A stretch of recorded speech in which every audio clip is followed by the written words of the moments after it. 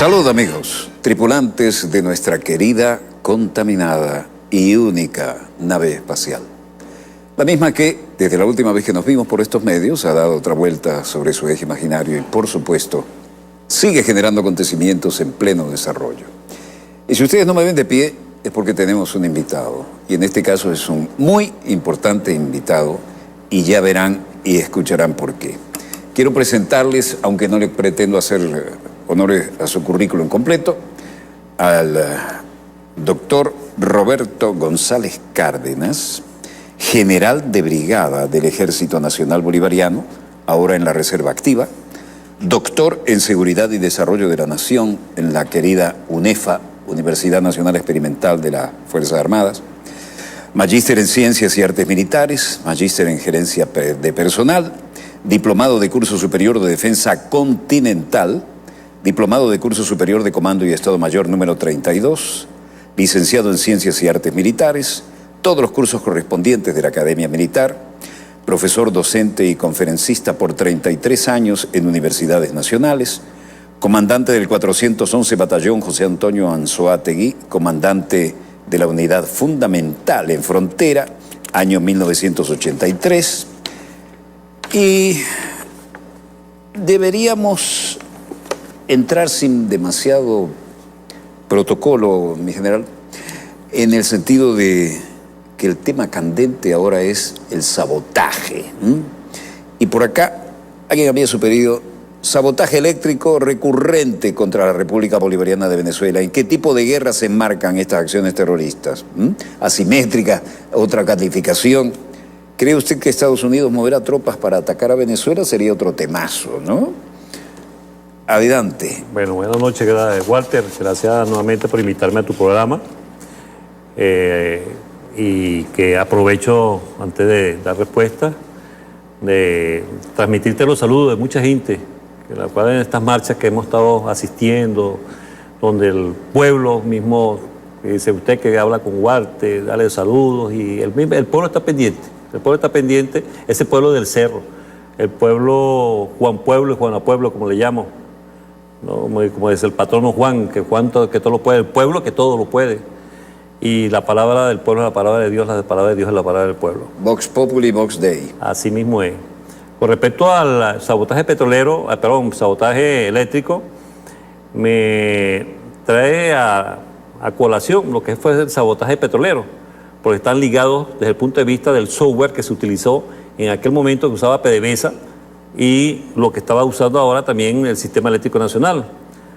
Porque en su momento, cuando se hizo la investigación con respecto a este sabotaje petrolero, ¿por qué las empresas que manejaban el software de aquel momento y ahí entra lo que se llama ITSA y TESA, que fue colocado por el señor Justi cuando era presidente del Petróleo de Venezuela a partir de 1991, empezaron a instalarse en Venezuela en las organizaciones gubernamentales importantes, estratégicas, este tipo de software que mantiene control sobre las empresas donde están instaladas todo este tipo de tecnología, vamos a llamarlo así, moderna, y que presentan estos software más de 1000 puertas traseras por donde penetrar y por donde llegar. Un caballo de Troya electrónico. Prácticamente es un caballo de Troya electrónico.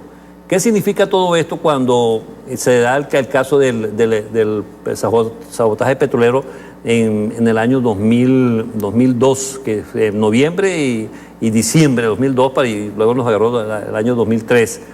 Cuando empezamos a investigar, encontramos porque inicialmente el profesor que trabajaba conmigo en el IAEDE, en aquel momento IAESEN, él trataba de tomar control sobre la base de operaciones de la parte petrolera y se daba cuenta de que él en nanosegundos le cambiaban todo el formato.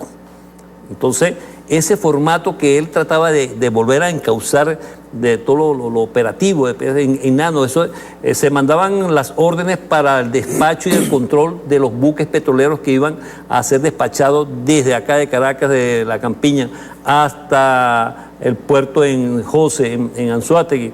Y cuando se mandaba, lo que llegaba allá a José no era nada absolutamente de lo que se había ordenado. Inclusive se pasó por medios por teléfono, por fax, para que llegara. Y lo que llegaba allá, en nanosegundos, era cambiado. Nosotros en ese momento empezamos a averiguar qué era lo que estaba sucediendo y encontramos de que era un software. La única manera para contrarrestar ese ataque en aquel momento fue que el profesor me llama y me dice: general, usted tiene las maquinitas aquellas de X que estaban para ser desincorporadas porque eran de la década del 80 y eran lentas y todo aquello. Digo, sí, están en el depósito. Están buenas, pero están en depósito, hay que desincorporarse porque tenemos máquinas nuevas y todo. Digo, mándeme todas esas máquinas para acá. Con esa tecnología fue que se pudo emparejar y a controlar toda la parte operativa de PDVSA en aquel momento.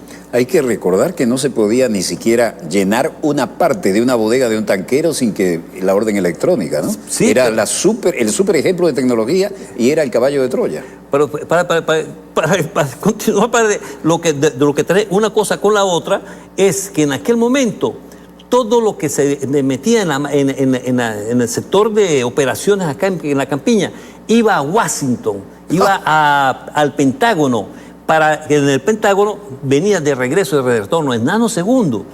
Pero posteriormente, cuando hicimos nosotros la investigación de todo esto, que ya se restituye el sistema, etcétera, toda la parte operativa, empezamos nosotros a investigar el porqué de todo esto y encontramos que era SAP, Intel SAP, ¿no? Y tenemos ahí, es un programa muy bueno, de administración de datos, excelente. Ellos inclusive, SA es especialmente conocida por Intesa, Planificación de Recursos Empresariales, ERP, y se presenta como un programa alemán, pero no es alemán, es americano. De hecho, ellos controlan toda la información que tiene que ver con todas las empresas de aquella plataforma que hablaba de Eisenhower para 1900, a finales de la década del 50, al inicio del 1960. Entonces, toda esa plataforma, toda esa cantidad de datos están allí, concentradas y manipuladas desde hay una montaña que está en Colorado, se llama la montaña Cheyenne, interno, allí se trabajan. Más de 5.000 hackers trabajan allí. Eso lo maneja la INCIA. Están bajo tierra, ¿no? Sí. Tú entras para entrar allí, y eso lo conozco porque estuve allí, nos llevaron cuando estaba haciendo el curso de altos estudios allá en Washington, al grupo nos llevaron y estuvimos casi 1 kilómetro dentro de 800 metros. En autobús, inmediatamente nos bajamos en forma perpendicular, entramos al edificio, dentro funciona un edificio de la INCIA, de ahí se encontraron muchísimos satélites y cuando nos dieron el grupo, en vista de que todo era mucha tecnología, quería aprender y me coloqué con un grupo de oficiales de hermanos colombianos que estaban allí también haciendo curso con nosotros y en eso...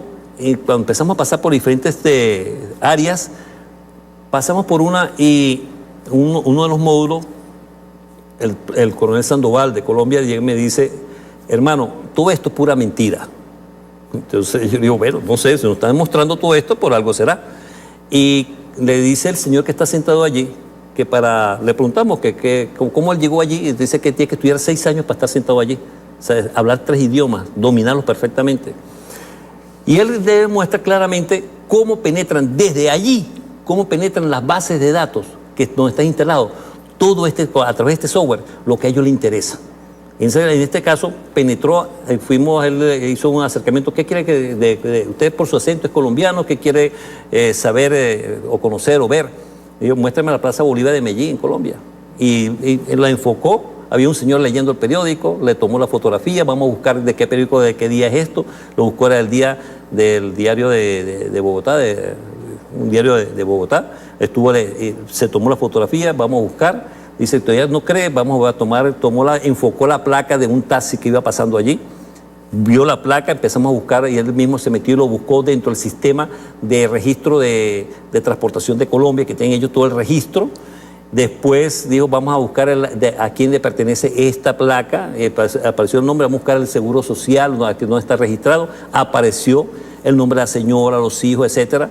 Y para que vea que no es mentira, llegó y llamó, marcó por teléfono desde ahí mismo y se hizo el oficial pasar por un amigo de él para decir la verdad. O sea que sí funciona. Estoy hablando del año 1997. Internet era un secreto militar. Cuando la sueltan para usos civiles, porque la tienen controladísima y es una red de enganchar pececitos. Por eso es que se habla que fue primero Google o el otro sistema que tenía militar. Y sueltan, ¿cuál de los dos? Y sueltan primero el sistema militar, era completamente secreto, y todo eso era secreto. Apenas se estaba empezando a abrir a ciertos y determinados grupos lo que era esa montaña. Porque desde 1967 lo tenían ellos escondido. Después fue una delegación que invitaron a Rusia y mira lo que tenemos a ustedes, la guerra de las galaxias. Sí estaba funcionando el asunto de la guerra de las galaxias, y por eso ahorita vamos para el asunto de lo que fue el ataque al Guri. Entonces, de allí empezamos nosotros a investigar, y estando nosotros investigando, veo Intesa, y empiezo a ver, y yo, uy, pero este es el mismo programa software con que me mostraron estando yo allá en Colorado.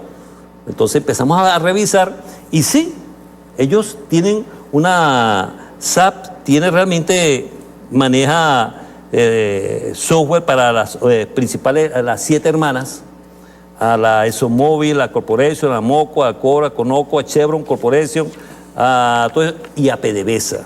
También igualmente a la parte automotriz, a la parte aeroespacial también lo maneja, inclusive maneja las compañías de alta tecnología como IBM, HP, etcétera, etcétera. Y aparte de eso también maneja todo lo que es aquí en Venezuela, está instalado estaba en el sistema eléctrico, estaba en Edelca, estaba en el sistema en Corpoelec, CanTV, Movilnet, Metro, está instalado en el Banco Venezuela, Banco Bicentenario. Cuando estaba instalando en el Banco Bicentenario, fui al despacho del ministro de aquel momento, ministro 2013, ni siquiera lo voy a nombrar porque es un traidor, y le dije, compañero, esto es un software que es norteamericano, esto es un software que es del Pentágono, ¿no? Busquen la manera de neutralizar, y hay una manera como neutralizarlo. Bueno, nos cuesta a nosotros, pero esto es producto de nosotros no desarrollar nuestra propia ciencia y tecnología, porque tenemos muy buenos ingenieros en informática, en sistemas, en telecomunicaciones, producto de nuestras universidades, que salen de allí, que muchos han ido, es verdad, pero podemos nosotros también desarrollar nuestro propio software. El mismo presidente Correa, cuando tuvo el problema con las petroleras, lo primero que mandó a hacer es desarrollar el software para liberarse de lo que era el control a través de ese software. ¿Qué pasó con el ataque en Guri? Fue esto mismo. Tranquilamente se meten por satélite, se capturan, porque todo esto se maneja, aquí hay internet. Y aquí yo con esta tabla me comunico con cualquier parte del mundo. Mientras que no son analógicos, son automáticos, y todo lo que está allí no es un trabajo que se puede hacer y se puede meter y revisar todo lo que está allí. Igualmente sucede con los sistemas, que son esta cantidad de sistemas. Nuestro sistema eléctrico fue atacado, sí fue atacado. Cibernéticamente sí fue atacado. Ahora existe lo que se llama los ataques electromagnéticos. También existe el ataque electromagnético, lógicamente que se quiere también para equipos que están en tierra, porque para poder llevar a cabo un ataque electromagnético de altura, tiene que haberse producido una pequeña explosión nuclear arriba para enfocarla directamente hacia Venezuela. Pero eso significa de que China y Rusia tienen que haberse dado cuenta. Como no hubo ninguna, entonces hubo una manipulación interna. Entonces, el presidente inclusive anunció que habían sido capturados 2 elementos en aquel momento, hace 7, 8 días atrás, que estaban con ellos. Hay un video de un señor que ve cómo se ilumina, y es parecido a cuando vienen estas estos huracanes, grandes olas de solares que llegan y entran las por la parte, solares. las tormentas solares que entran por la parte o por el polo norte o por el polo sur, que la mayoría entran por el polo norte, por el grado de inclinación que tiene la Tierra, y ahí tenemos nosotros una protección y encontramos nosotros lo que se llama las auroras boreal, algo más o menos parecido, porque son electromagnéticas, y en ese electromagnético, entonces nosotros vemos y observamos lo que está allí, se destruye, es muy cierto, si tú tienes prendido o encendido cualquier equipo, te lo va a fundir, y eso pasó en una oportunidad en el estado norte, al norte de los Estados Unidos, cuando también tuvimos una oscuridad, precisamente porque se les quemaron las centrales y todo, precisamente por una cuestión que no fue natural, no fue provocada.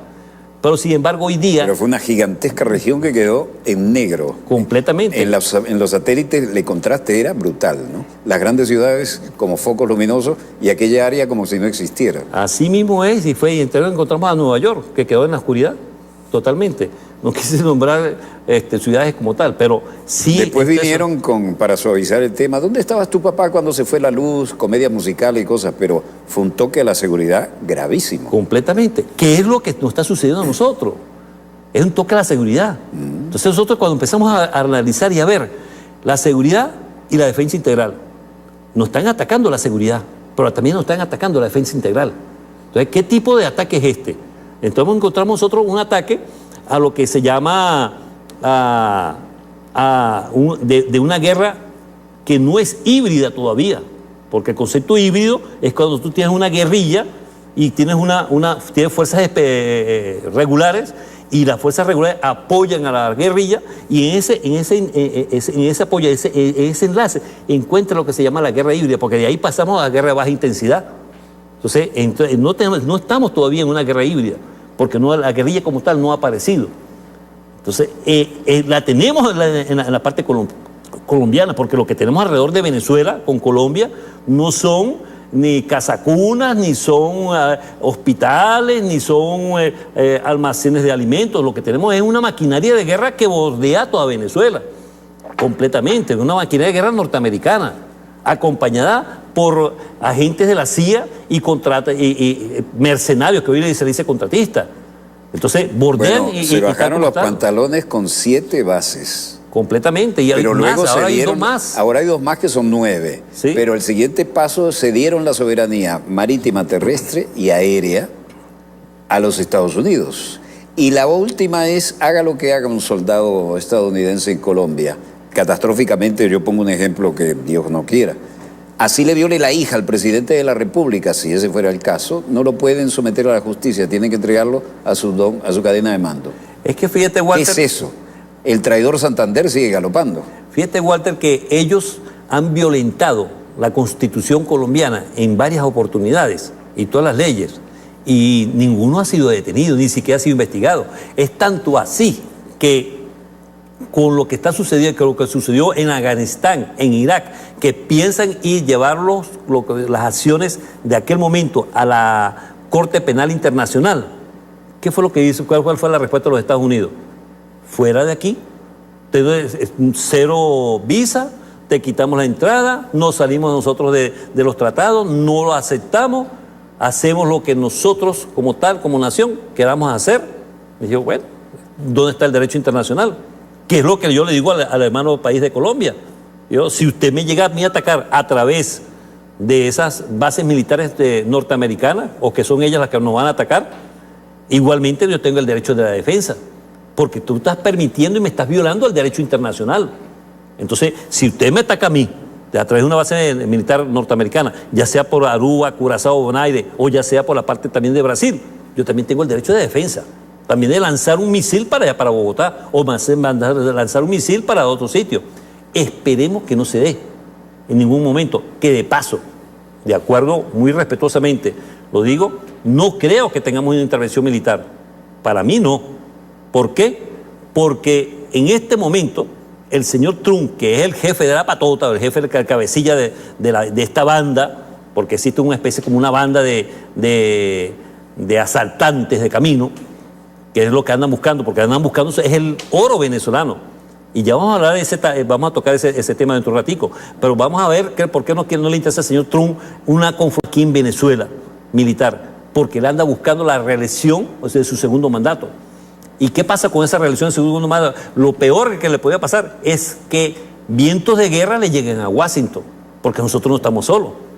Hace 2 años, creo que tú me preguntaste con respecto al poder relativo de combate, no sé si fue dentro o fuera de cámara. Yo le dije, tenemos 1000-1, creo que fue lo que te dije. Pero hoy día no. Hoy día tenemos el poder relativo de combate en base a lo que se habla desde el punto de vista tecnológico, 1000-1. Sí, es verdad, no tenía por qué. Coño, Venezuela no es un país guerrero, Venezuela es un país de paz. Entonces, ¿qué tenemos ahora, hoy día? En todo caso, cuando cruzamos la frontera fue para darle libertad a 5 naciones. Así mismo es. Entonces, ¿qué tenemos? Y no todas agradecen, ¿no? Bueno, por lo menos el gobierno de turno. Exacto. Vamos a mirar hacia el lado colombiano. Entonces, en este caso, en esta oportunidad, tenemos el poder relativo de combate 2-1 para nuestro favor. Cambió el poder. ¿Por qué? Señores, ahora ven que están llegando nuestros aliados, nuestros amigos, es decir, un momento, con Venezuela no te metas, yo vengo diciéndolo, se lo dijo Rusia y se lo dijo China, bien clarito cantaron la voz, las dos potencias, son potencias de alto nivel, y mucha gente se equivoca. Y poder de veto en el Consejo de Seguridad de la ONU. Completamente. Entonces, no estamos solos. Entonces, una guerra, desde el punto de vista de lo que se llama en el ámbito militar, la veo muy difícil. Particularmente la veo muy difícil y que Estados Unidos no la va a promover precisamente porque lo que él anda buscando para ganar sus votos con respecto allá a las nuevas elecciones tiene que ver mucho con la paz de Latinoamérica. Han cometido muchos errores. ¿Qué puede suceder acá? Bueno, cuando el señor de Donald Trump llegue y dice la mitad del petróleo es mío en una conferencia y la mitad del oro es mía, entonces yo, espérate un segundo, ¿qué tú andas buscando? Entonces, tú quieres la gallina de los huevos de oro, ya no quieres la gallina, ahora quieres la gallina más el gallinero más la granja completa, pero fuera de ahí los dueños de la granja. O sea, no nos quiere a nosotros, lo que quiere es la granja para él solo. Entonces, ¿qué significa esto? Que él anda buscando es llenarse de riqueza, pero hay preguntas, todavía hay algo más detrás de eso. Nosotros no podemos quedarnos con la cuestión de que es porque Trump quiere, no, tiene que haber algo más que está promoviendo, que está llevando a cabo toda esta cantidad de acciones. ¿Por encima de Trump? Por encima de Trump. Porque Trump quería, el hombre que triunfó, muy multimillonario, cansado de firmar cheque y que todo el mundo le dijera yes sir, lo único que le faltaba era intentar la Casa Blanca y bueno, con los asesores y la campaña ya se logra eso, ¿no? Yo trabajé con los asesores de Kennedy, uno sabe cómo se hacen esas cosas, pero el tema es este. Mi problema con Trump, y no quiero que se aparte usted de su línea, pregunto esto, mi preocupación es, este hombre al llegar a la presidencia, también se convierte en comandante en jefe. Claro. Y su ego hipertrofiado me parece que lo quiere llevar a alguna aventura militar. Mira, él no es político. Eso, cuando uno evalúa los escenarios... Ni tiene formación política. Ni tiene formación política. Cuando evalúa los escenarios, este escenario que está acá, Venezuela... Un tiburón empresarial. Exactamente. Entonces uno evalúa también, quiénes son los actores. Entonces, ¿quién es el actor principal? Señor Donald Trump. Muy bien. ¿Quién es ese? Vamos a buscarlo y vamos a revisarle desde cuando nació hasta el día de hoy. Y vamos a evaluarlo, hasta psicológicamente, cómo piensa el hombre. Él no es un empresario, él no es político. Él le gusta es la plata, él va detrás del dinero. Ahora bien... Entonces, y no está acostumbrado, porque firma los cheques, que le digan no. Exacto. Aparte de él es de los que arman su equipo de trabajo para lograr un fin como tal. Tanto así que él se llevó a un equipo de trabajo. Ahí tiene al señor Elliot Abrams. Elliot Abrams tiene muchísimas horas de vuelo en meter la mano en países extraños y manejar. Pero es un criminal de guerra. Claro. Es un asesino. Sí. ¿No? Y quien le da a él la libertad es el señor George Bush padre. Es quien lo libera de la condena que le habían colgado de casi de por vida. Entonces, creo que estuvo preso fueron 2 años. Y después lo tenían, como dice, perfil bajo. ¿Y qué hace el señor Donald Trump? ¿A quién coloca?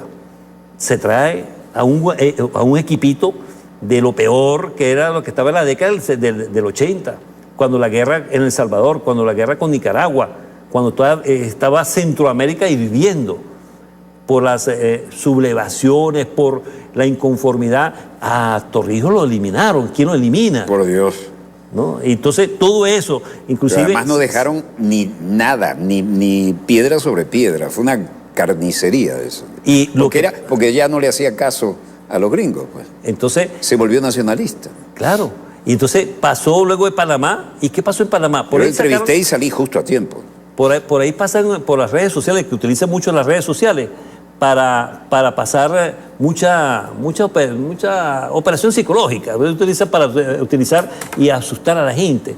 Que si el Pentágono hizo una evaluación, que son 24.000 muertos en la primera de cambio. ¿De dónde vas a sacar todo eso? Mentira. O sea, embustero.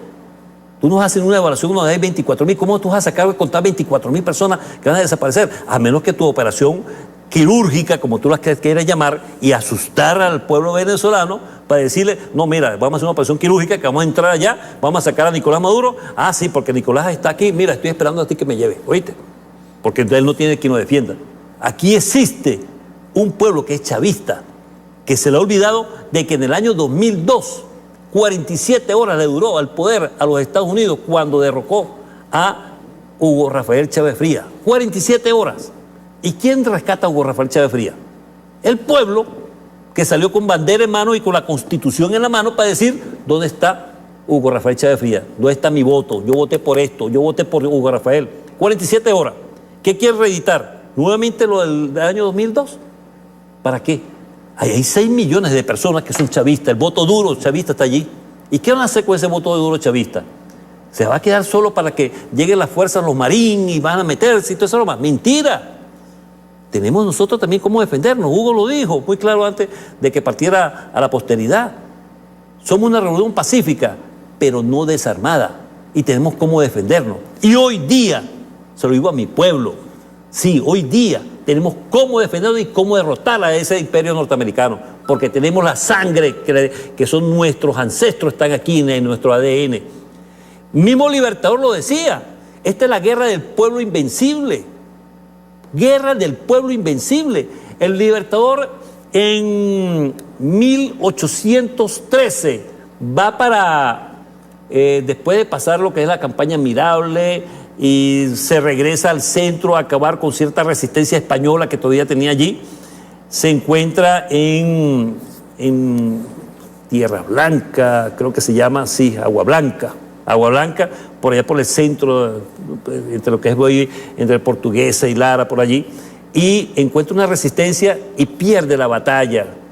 Y nombra los 3 comandantes que pierden la batalla, que están allí. Había una pelea de unidad de mando. Entonces, entre el comandante del batallón Caracas, el comandante del batallón Aragua y el comandante del batallón de agricultores. Y los iba inclusive a fusilar por haber perdido tantas vidas que se perdieron. De los 3 conformó una sola unidad. Los llamó y los nombró al comandante del batallón Caracas. Ahorita no me acuerdo el nombre de él. Creo que por aquí lo tengo. Y le dice al comandante del batallón Caracas, bueno, usted va a comandar ese batallón. Ajá. ¿Cómo se va a llamar el batallón? Batallón sin nombre. No tienen honor para estar defendiendo a Venezuela.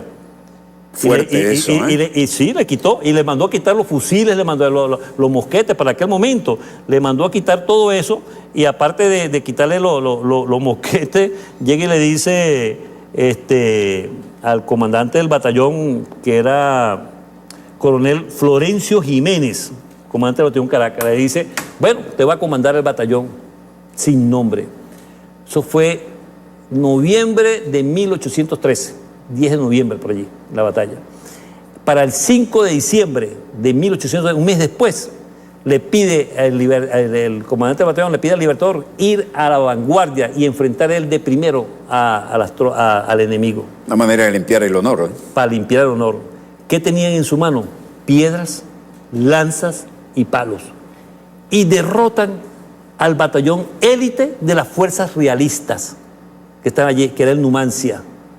Numancia. Sí, entonces lo derrotan. Es tan así la ferocidad que el Libertador, viendo desde la colina, es en Araure, viendo desde la colina, dice, indiscutiblemente esto es un pueblo invencible. Esta guerra es del pueblo invencible. De ahí saqué yo el nombre. Estamos reeditando la guerra del pueblo invencible. Y después se le entrega el batallón y dijo, a partir de este momento se va a llamar Batallón Vencedores de Araure. Todavía está el batallón, es un batallón de blindados, si no me equivoco, en este momento, a menos que hayan cambiado la configuración, o es de caballería o de blindados, pero está allí, todavía existe el batallón Vencedores de Araure. Entonces, esta es una guerra que llevamos más de 20 años soportándola, inclusive mucho antes que llegara Chávez. Lo que pasó en el Caracazo, lo que pasó mucho antes. Llegó Chávez y trajo a la luz pública lo que era la historia de Venezuela. Todos estos hechos, cómo nosotros tenemos una historia brillante para nosotros poder vencer a un enemigo cobarde. Ahí encierra a los niños en jaulas allá en la frontera. ¿Cómo es eso? Eso es los que van a pasar hacia el lado de los Estados Unidos, que pasan la frontera, los meten a los papás a un lado y a los niños... Cierto, lo hemos mostrado acá. Sí, aquí. Sí. Y se le siguen muriendo niños, personas en las jaulas. Entonces, estamos hablando de quién, quizás de un psicópata, porque él es responsable por las órdenes que ha dado. Pero, ¿se va a atrever a venirse ahora con una guerra aquí en Venezuela? Yo no creo. Para empezar, particularmente no lo creo. Ahora... Esa era mi siguiente pregunta. ¿El costo? ¿Se atreverían los Estados Unidos a intervenir militarmente acá? El costo es altísimo, sumamente alto para ellos. Porque aun cuando ellos sacan y dicen, no, para nosotros nuestro costo es casi cero, no tenemos pérdida de vida. Seguro. Porque lo que tenemos nosotros, tenemos a unas Fuerzas Armadas que son profesionales, preparadas, mentalmente preparadas, estamos preparados para ello. Tenemos una Fuerza Armada Nacional Bolivariana consciente, unida de mando. Doctrina única. Completamente, unidad de mando, doctrina única, en apoyo a su comandante en jefe, como lo dice nuestra Constitución. Porque ¿por qué le dicen comandante a Maduro? Porque es el comandante en jefe, lo dice la Constitución. Comandante Maduro. Mi saludo, mi comandante Maduro. Usted se ha ganado mi respeto, mi admiración, porque ha hecho un trabajo mucho más difícil del que hizo mi comandante Chávez. Le ha tocado duro y ha sido exitoso. Hasta el momento las jugadas estratégicas han sido, calculadas. Y está jugando a la paz. A construir, si quiere la paz, prepárate para la paz. No es que si quieres la paz, prepárate para la guerra, no. Sí, yo la conocí así, ¿no? Si quieres la paz, prepárate para velum. Sí, pero no. El presidente Maduro lo ha dicho inclusive por televisión, si quieres la paz, prepárate para la paz. Y está construyendo la paz. Cuando mucha gente me dice, bueno, ¿y qué pasa con este señor autonombrado? No, déjelo que va en caída libre. Ahora, está haciendo cosas que están brincando lo que se llama la parte de lo que es la legalidad. La traición a la patria. Aparte de la traición, otras cuestiones más donde el Tribunal Supremo le instruye, le prohíbe salir del país, se va y viene, y entra, etcétera, etcétera. Aparte de eso, Cristina de Kirchner decía, del ridículo no se retorna. Sí. Y hay mucho peligro de caer en el ridículo de lo que se está haciendo, ¿no? Pero con este grupo que se descubrió esta semana o la semana pasada, donde estaba el señor Marrero, que era su asistente, me va a decir que el señor Guaidó no sabía lo que estaba haciendo su mano derecha. Por favor, su mano derecha debe saber completamente lo que está haciendo su mano izquierda. Y de esa manera, el señor Guaidó es responsable también por conocimiento, porque si está trayendo armas y hoy saludé a un amigo y me dice que el señor Roberto Marrero se presentó en la Asamblea Nacional con un arma de guerra. ¿Y por qué no lo reseñan los medios internacionales los fotografías? ¿Por qué no lo sacan? O sea que sí hay razones de peso para meterlo preso, inclusive sentenciarlo, y es un llamado para la Asamblea Nacional Constituyente. Hay que incluir, aquí no hay que sacar nada, hay que incluir el artículo de los traidores a la patria, donde habrá que meterle, inclusive decirlo aquí por Constitución, mínimo 200 años de cárcel, a ver si se van a atrever. Bueno, y de todas maneras, en un mundo interconectado vía satélite, con una internet que ya no es secreto militar y con información en tiempo real, el teatro de operaciones tiene dos versiones, ¿no? O sea, crisis política, militar, lo que sea. El teatro real y lo que se refleja en los medios, que además juegan un papel fundamental en esto, ¿no? Te decía lo del oro porque realmente hemos hablado muchas cosas aquí en tu programa, hace más de un año. Los medios de comunicación como teatro de operaciones alternativo al teatro real, sea crisis política, militar o la que sea. Así es, y lo dijimos aquí hace más de un año y se dio una situación reciente por allá. Y saludo a los pueblos originarios, especialmente al pueblo Pemón patriota, porque si hay un pueblo Pemón patriota que tiene todo mi respeto, todo mi cariño y toda mi consideración. Los pueblos originarios, el pueblo Yanomami, arriba, los que están los guajiros. ¿Qué papel juegan ciertos misioneros ahí?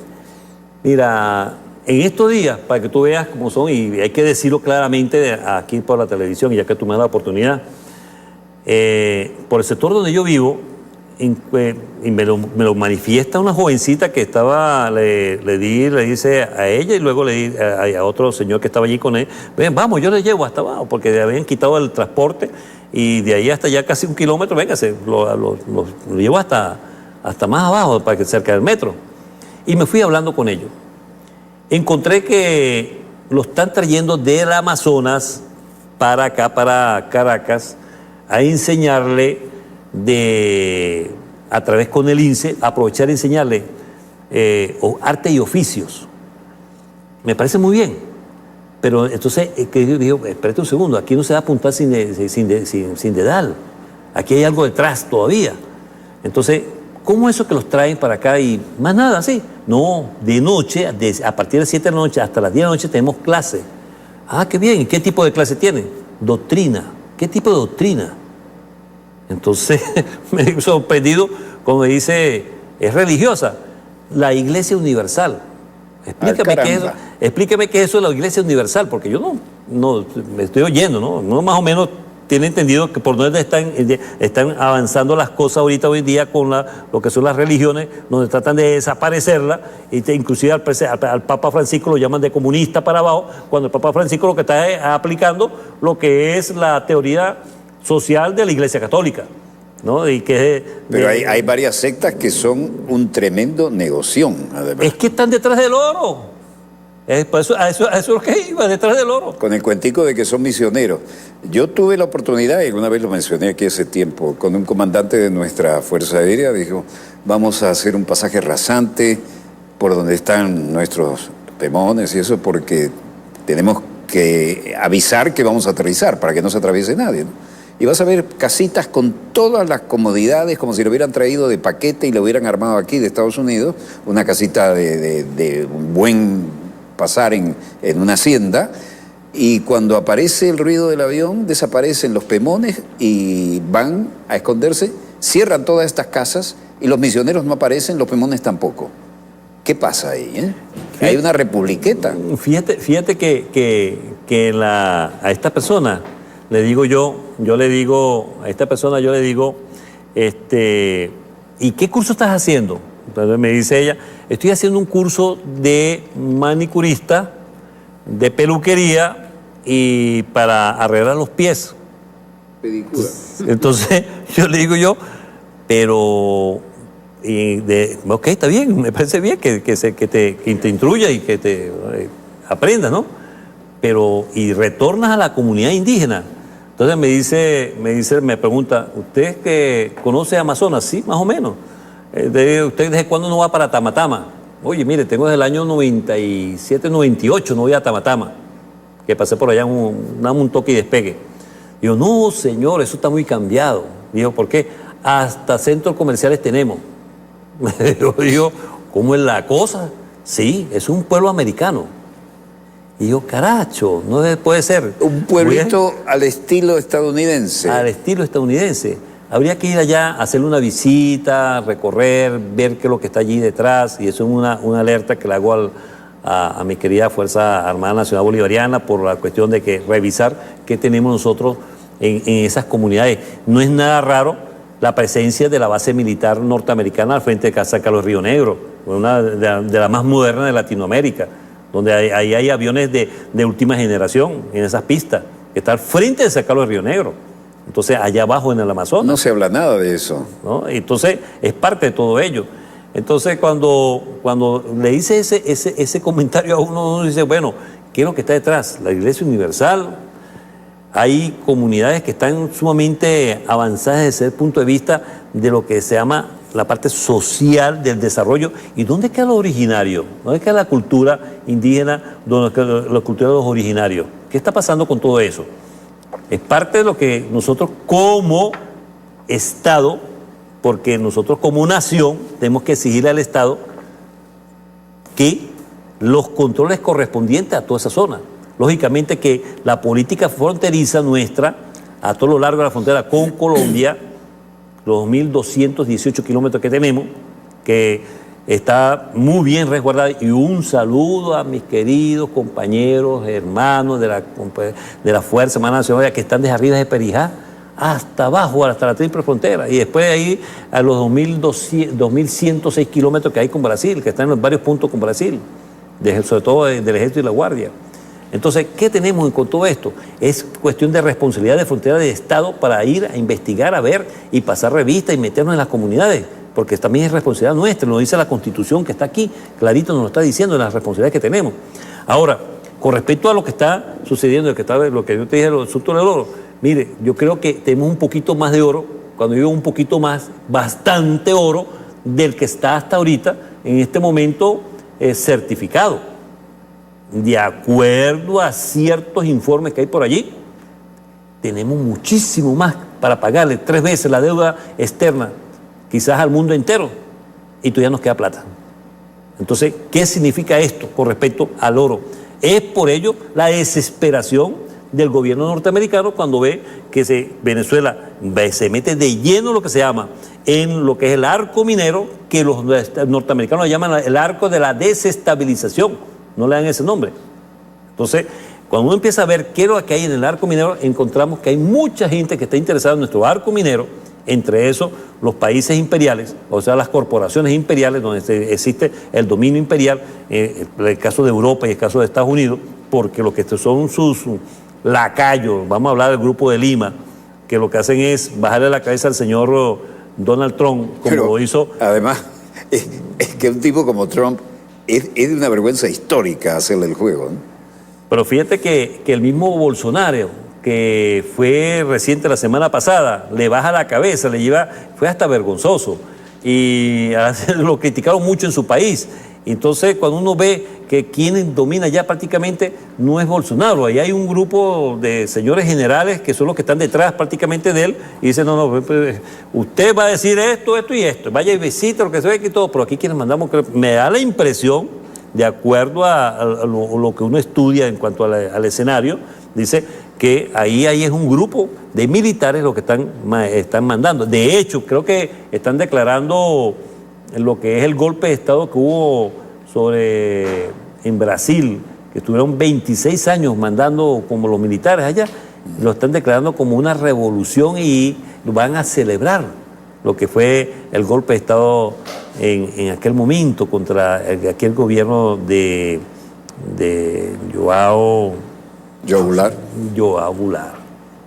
Gracias, Walter. Entonces, eso lo van a celebrar ahora. Y yo, oye, aquí lo que tenemos entonces es ver de que existe un gobierno militar que va a profundizar lo que es la acción militar hacia Brasil, porque del lado de Colombia tenemos nosotros a un vendepatria total, que es el señor Iván Duque, que el señor Iván Duque lo que habla y dice es cuestiones que lo dejan a uno cada día, lo asombra más de las cuestiones que dice, que se mantiene cerrada la frontera y que pegan a gritos de que se abra para seguir lo que se llama el comercio binacional, pero el comercio binacional quiere decir de que, de acuerdo a ciertos estudios, nosotros estamos manteniendo 1/3 de la población colombiana y estamos manteniendo prácticamente de nuestro Producto Interno Bruto atender lo que se llama, lo que el gobierno de Colombia debe hacer, lo estamos haciendo nosotros a través de todos nuestros beneficios de las misiones que tenemos. ¿Cuánto tenemos aquí? Más de 5 millones de colombianos, ¿no? Se habla de casi de 5,5 millones, casi 6 millones de colombianos.